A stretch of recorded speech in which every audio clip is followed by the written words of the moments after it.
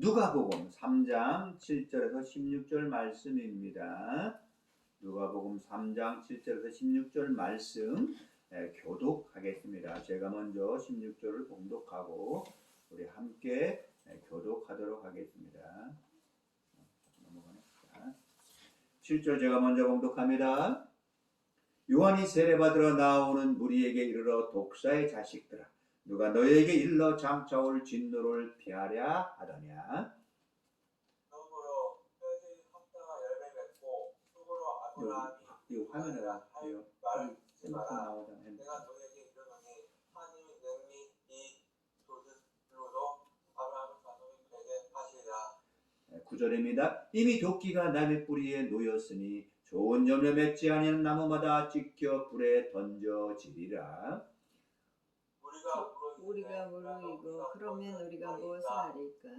대답하여 이르되 옷 두 벌 있는 자는 옷 없는 자에게 나눠줄 것이요 먹을 것이 없는 자도 그렇게 할 것이 아니라 하고 세리들도 세례를 받고자여 와서 이르되 선생이여 우리는 무엇을 하리까 하매 이르되 부과된 것 외에는 거두지 말라 하고 군인들도 물어 이르되 우리는 무엇을 하리까 하매 이르되 사람에게서 강탈하지 말며 거짓으로 고발하지 말고 받는 금로로 족한 줄로 알라 하니라. 백성들이 바라고 기다림으로 모든 사람들이 요한을 혹 그리스도신가 심중에 생각하니 다같이 요한이 모든 사람에게 대답하여 이르되 나는 물로 너희에게 세례를 베풀거니와 나보다 능력이 많으신 이가 오시나니 나는 그의 신발끈을 풀기도 감당하지 못하겠노라. 그는 성령과 물로 너희에게 세례를 베풀 것이요. 아멘. 오늘 본문 말씀을 가지고 은혜를 나누고자 하는 설교의 제목은 능력의 주가 오신다입니다. 능력의 주가 오신다라고 세례 요한은 선포하고 나아가신 것입니다. 오늘 본문 말씀이 나오는 누가복음 3장 7절로 16절 말씀은 세례 요한이 광야에서 복음을 외치고 요단강에서 세례를 주시는 장면들이 나오는 것들입니다. 대림절 세 번째 주간을 우리는 맞이하고 있습니다. 대림절은 예수님을 기다리며 다시 오실 예수님을 기다리며 우리가 소망하는 마음으로 지키는 절기입니다. 하나님의 구원사역은 어느 날 갑자기 순간적으로 이루어지는 것이 아닙니다. 친히 준비하시고 훈련시키신 주의 종 사자를 통해서 하나씩 이루어간다는 것입니다. 오늘 본문에 등장하는 하나님의 사자 선지자인 세례 요한의 말씀을 우리가 보게 되는 것입니다. 그러면서 심판을 선포합니다. 세례 요한은 독사의 자식들아 라고 과감하게 말을 하고 있습니다. 이것은 책망 그 자체의 목적이 있는 것이 아니고 회개를 촉구하는 말이었습니다. 여러분 얼마나 이 일이 중요하고 시급하다면 이러한 과격한 말을 썼을까요? 세례 요한은 회개를 강조하는 동시에 열매를 맺으라고 말을 하고 있습니다. 즉 회개 그 자체도 중요하지만 삶의 변화가 없는 회개는 지속되기가 어렵다는 말을 하고 있는 것입니다. 그렇다면 오늘 본문을 통해서 우리에게 주시는 영적 교훈이 무엇인가 함께 살펴보도록 합시다. 첫 번째로 진실한 주의 종은 책망을 아끼지 않는다는 것입니다. 우리 7절 한번 다 같이 읽어볼까요? 자, 화면 공유합니다. 7절 시작. 요한이 세례받으러 나오는 무리에게 이르되 독사의 자식들아 누가 너희에게 일러 장차올 진노를 피하랴 하다니. 그렇습니다. 독사의 자식들아 누가 너희에게 일러 장차올 진노를 피하게 하랴 하더냐라고 했습니다. 독사의 자식들 얼마나 험악한 말입니까? 진실한 마음으로 회개의 세례를 받고자 나온 무리가 아니었다는 것입니다. 그래서 독사의 자식들아라고 세례 요한은 그 모인 무리들에게 말했다는 것입니다. 거기에 모여서 독사의 자식들하고 그 말을 듣게 된 사람들은 거짓된 교만한 종교의 지도자였다는 것입니다. 그들은 세례요한에게 세례를 받으러 온 것이 아니고 세례요한 그는 누구인가? 무슨 자격으로 회개하고 세례를 베풀고 있는가? 살피러 온 자들이었습니다.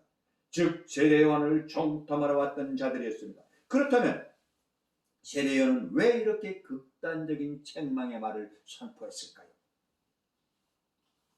그렇게 책망한 첫 번째 이유는 유대 종교 지도자들이 죄를 깨닫고 회개하라는 그런 뜻이 있었던 것입니다. 성경에서 독사는 사단과 마귀를 칭합니다. 메시아 예수 그리스도를 대적하는 자들을 상징하는 말이었습니다. 예수님도 당신을 대적하는 무리들에게 이런 말을 질책을 했습니다. 즉 종교의 지도자들이 너무도 교만하고 완고하기 때문에 평범한 말로서 책망하는 것이 아닙니다. 이렇게 자극적인 독사의 자식들아, 그런 말을 썼던 것입니다. 두 번째 책망하는 이유는 회개할 기회가 별로 남아있지 않은 긴박한 시기였다는 것입니다. 세례요한의 9절에 도끼가 나무 뿌리에 놓였으니라고 강조하고 있습니다. 9절. 즉 하나님의 심판이 긴박하다는 표현입니다. 당시 종교 지도자들과 상류층 그런 사람들은 죄를 깨닫고 회개하고 구원받기에 시간이 별로 없었다는 것이죠. 예수님이 공생아 3년 동안 불과 3년 동안 회개를 촉구하고 그러는 기간 안에 회개를 해야 되는데 그렇지 않기 때문에 세례 요한은 그것을 알기에 시간이 얼마 남지 않았기 때문에 그렇게 말을 한 것입니다. 주님은 그렇게 말했습니다. 때가 아직 낮으면 나를 보내시니 일을 우리가 하리라. 밤이 오리니 그때는 아무도 일할 수 없다고 주님은 요한복음 9장에서 말씀했습니다. 그들은 예수 그리스도의 진리의 가르침을 받고서도 예수님의 말씀을 직접 듣고서도 그들은 회개하지 않은 것입니다. 세 번째 책망하지 않는 이유에는 책망하는 이유는 세례요한은 진실로 사람의 영혼을 사랑하는 주의 종이었다는 것이죠. 그래서 극단적인 책망을 하더라도 그들이 회개하게 돌아오기를 바랐던 것입니다. 거짓 선지자나 거짓 종들은 듣기 좋은 말을 합니다. 책망하지를 않습니다. 사도 바울은 말하기를 이 같은 자들은 우리 주 그리스도를 섬기지 아니하고 자기 배만 섬기는 자라고 했습니다. 아첨하는 자라고 했습니다. 성경은 이렇게 아첨하는 것은 상대방에게 그물을 친다고 죄의 사슬에 되어서 그물을 친다고 했습니다. 세례 요한은 사사로운 감정으로 어떤 특정한 계층에 대해서 책망하는 것이 아니었습니다. 오직 하나님의 공의와 사랑으로 안타까운 마음으로 그들을 책망했던 것입니다. 사랑하는 성도 여러분, 가족 여러분, 예나 지금이나 진실한 주의 종들은 성도가 그릇된 길로 가면은 책망을 하며 가슴을 아파합니다. 저도 그런 경험이 있습니다. 불과 얼마 전에 가톨릭 신자였던 우리 민정이와 대환이 너무도 안타깝습니다. 그래서 기도하는 중입니다. 좋은 말만 할 수가 없습니다. 가톨릭의 잘못된 것을 이야기했습니다. 그것 때문에 그들은 어려워할 수도 있습니다. 그러나 그것이 사실입니다. 진실한 종들은 어쩔 수 없이 할 말을 해야 된다는 것을 고백하는 것입니다. 진실한 주의 종은 성도들을 사단의 유혹과 시험에서 건져내기 위해서 진실을 말할 수밖에 없다는 것을 선포하는 것입니다. 두 번째로 회개를 방해하는 요소들에게 늘 성도들에게는 경계해야 된다는 것입니다.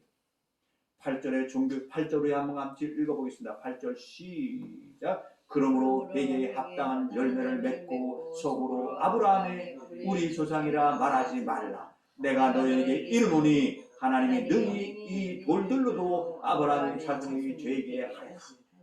얼마나 의미가 있는 말입니까? 회개의 열매를 맺어라. 아브라함이 우리 조상이라고, 아브라함이 너희들 조상이라고 그거 강조하지 말아라. 너희들이 열매를 맺지 않는다면 이 돌들 가지고라도 아브라함의 자손이 되게. 아니, 돌 돌들로 아브라함의 자손이 되게 할 것이다. 회개하지 않는 그 유대인들에게 말하는 것입니다. 우리는 예수를 믿는다고 하지만 회개하지 않고 진실한 그 예수 그리스도의 본체에 대해서 신앙생활하지 않는다면 이렇게 험한 말을 들을 수 있다는 것을 기억해야 하는 것입니다. 그렇다면 회개하지 못하는 첫 번째 이유가 무엇입니까? 그들은 자만심을 가지고 있었다는 것입니다. 주님은 그들에게 대해서 모세의 자리에 앉아있는 자들이라고 했습니다. 즉 그들은 우리는 모세의 자리에 앉아있는 가르치는 자야, 위대한 자야, 그렇게 말을 하고 있습니다. 소경의 길을 인도하는 자요, 어두움에 있는 자의 빛이, 어리석은 자들을 가르치는 교사요, 어린아이들이 가르치는 선생이라고 스스로 그 유대인들은, 그 종교의 지도자들은 그런 자만심에 차 있었습니다. 하나님의 율법의 전문가요, 율법의 박사라고 그들은 스스로 자만심에 빠져 있었습니다.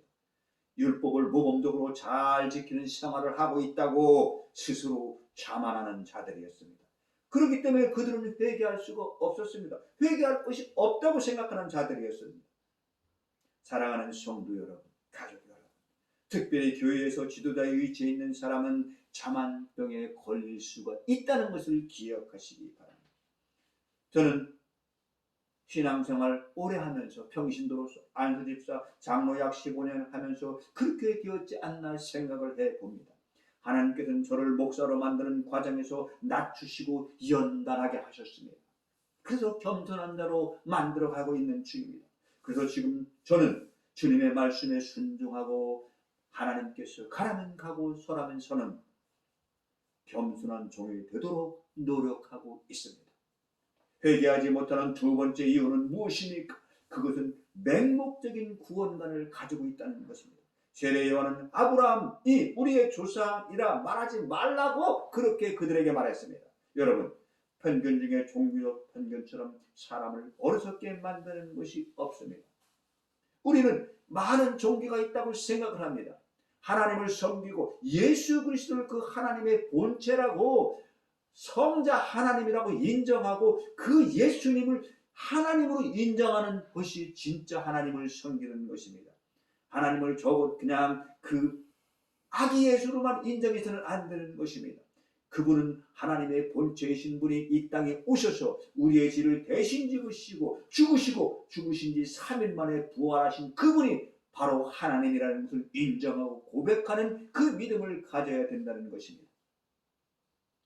여러분, 진정한 선비는 아브라함의 육신적인 혈통, 아브라함의 그 자손이기 때문에 그것을 강조해서는 안 되는 것입니다. 아브라함처럼 하나님을 믿고 순종하는 삶을 사는 사람이 선민인 것입니다.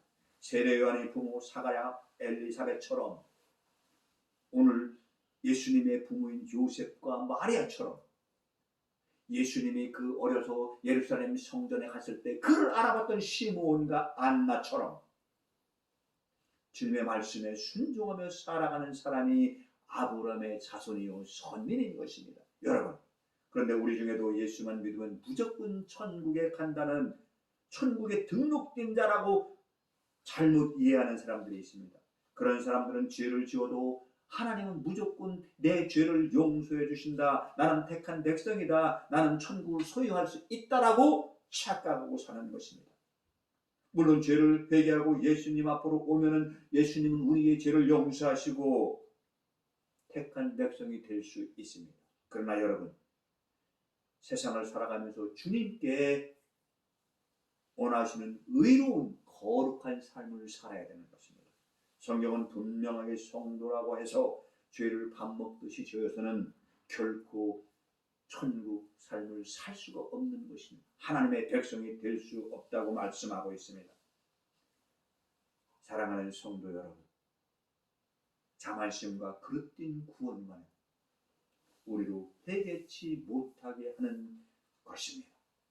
우리는 이러한 요소들을 우리 안에서 발견되지 않도록 회개하고 주님께 의탁하며 성령의 충만한 인도하심을 받아야 될 것입니다. 세 번째로 성도는 세례 요한이 요구하는 회개의 열매를 맺어야 된다고 했습니다. 백성들이 세례요한에게 어떻게 회개해야 하는가를 물어보고 있습니다. 그런데 세례요한의 답변은 하나님께 어떻게 하라고 말씀하지 않습니다. 이웃에게 선을 베풀어라. 그것이 회개의 열매를 맺는 것이라고 말하고 있는 것입니다. 진정한 회개는 한 사람은 그 열매가 이웃과의 관계에서, 내 주변의 사람들과의 관계에서 나타난다는 것을 의미하고 있는 것입니다. 그러므로 세례 요한의 회개의 열매는 유대인에 한정된 것이 아닙니다. 지금 이 시대를 살아가고 있는 우리에게도 그 회개의 열매가 필요하다는 것을 의미합니다. 예수 그리스도를 믿고 회개하고 변화된 삶을 살아가는 그 사람은 회개의 열매를 맺은 사람인 것입니다. 사랑하는 성도 여러분, 세례 요한은 옷과 먹을 것을 가난한 이웃과 나누라고 11절에 말씀하고 있습니다. 우리 11절 다 같이 한번 읽어보겠습니다. 시작. 대답하여 이르되 옷 두 벌이 있는 자는 옷 없는 자에게 나눠줄 것이요 먹을 것이 있는 자도 그렇게 할 것이니라 하고. 그렇습니다. 옷 두 벌이 있는 자는 나눠주라는 것입니다. 먹을 것이 있는 것도 그렇게 하라는 것입니다. 이것은 가난한 이웃과 나누라는 말씀 아닙니까? 그 당시에는 얼마나 힘든 시절이었습니까? 로마의 수탈과 종교의 지주들의 착취로 인해서 상류층과 그 못 사는 빈부의 격차가 심한 그런 시대였습니다. 그래서 그 서민들은 두 끼만 먹어도 다 행복하다고, 두 끼만 먹으면 잘 먹는 거라고 생각하는 그런 시대에서 살았습니다. 그래서 세례 요한은 가진 자들이 이기심을 버리고 하나님의 말씀대로 가난한 자들과 나누라, 그것이 회개의 첫 열매라고 가르치고 있는 것입니다. 사랑하는 성도 여러분, 타락한 인간의 본성 중에 이웃에 대해 가장 뚜렷하게 나타난 죄가 무엇입니까? 그것은 바로 이기심입니다. 이기심을 회개하지 않는 사람은 이웃에 대한 어떤 선한 것도 기대할 수가 없다는 것을 말하고 있습니다. 자기만 생각하고 이웃을 이웃물로 보기 때문입니다. 요한일서 3장에 이렇게 기록합니다. 누가 이 세상 재물을 가지고 형제의 궁핍함을 보고도 도와줄 마음을 닫으면 하나님의 사랑이 어찌 그 속에 그 사람 마음에 임하겠느냐 했습니다. 여러분, 예수님의 사랑을 믿고 믿는 성도는 결코 이기적인 사람이 아닙니다. 주님의 사랑이 그를 강권해서, 주의 성령이 그를 강권해서 나누게 합니다. 즉 이타적인 사랑을 만들기 때문입니다. 이타적이라는 것은 자신의 이익보다 타인의 이익을 추구하는 사람을 말하는 것입니다. 그러므로 이기심을 버리고 타인과 다른 사람과 공존하는 성도가 진정으로 회개의 열매를 맺은 사람이라는 것이죠. 그렇습니다. 세례 요한은 세리들에게 13절 다 같이 우리 한번 읽어보겠습니다. 13절 시작. 이르되 부거든 것 외에는 거두지 말라 하고.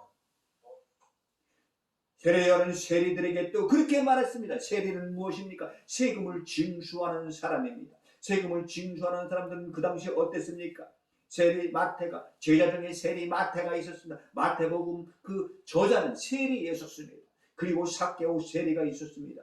그들은 유대인들 중에서 세무 공문을 뽑아가지고 세금을 걷게 했습니다. 그래야 누가 얼마나 재산을 가지고 있는지, 누가 얼마를 숨기고 있는지 알기 때문에 세금을 걷게 하는 것입니다. 그런데 그 세리들은 로마의 정부에서 세금을 거둘 때에 그것보다 5배, 6배 더 걷어가지고 뒷주머니를 착복했다는 것입니다. 그래서 그 세리들은 유대인들의 아주 미움을 받았습니다. 어떻게 보면 유대인들에게는 매국노요, 죄의 대표라고 그렇게 유대인들이 싫어했던 사람들입니다. 그런 세리에게도 예수님의 제자가 있었습니다. 그런 세리에게도 삭개오는 구원을 받았던 것입니다. 세례 요한은 그렇게 말합니다. 그런 세리들에게 탐심이 있어서는 안 된다고 가르치고 있는 것입니다. 탐심은 하나님보다 세상의 물질을, 세상의 허영을 우상으로 섬기는 그것을 말하는 것입니다. 하나님을 알지 못하는 사람들은 이 탐심에 이끌려서 세상을 살아가고 있습니다. 탐심으로 인하여 온갖 죄를 저지르고 범죄하게 되는 것입니다. 거짓과 사기와 부정과 도덕질, 살인까지도 하게 되는 것입니다. 그러나 예수를 믿고 회개한 사람은 그 탐심을 버리게 되어 있습니다. 성령께서 탐심을 버리도록 우리의 마음을 주장해 준다는 것입니다. 그래서 사랑과 화평과 절제와 온유와 성령의 충만한 열매를 맺게 된다는 것입니다. 세상에 대한 탐심 대신 하나님의 진리의 말씀과 성령의 순종하는 삶을 살아가게 된다는 것입니다. 그리고 세례 요한은 군인들이 물어봤습니다. 군인들도 들어 이르되 우리는 무엇을 하리이까 하매 이르되 사람에게서 강탈하지 말며 거짓으로 고발하지 말라.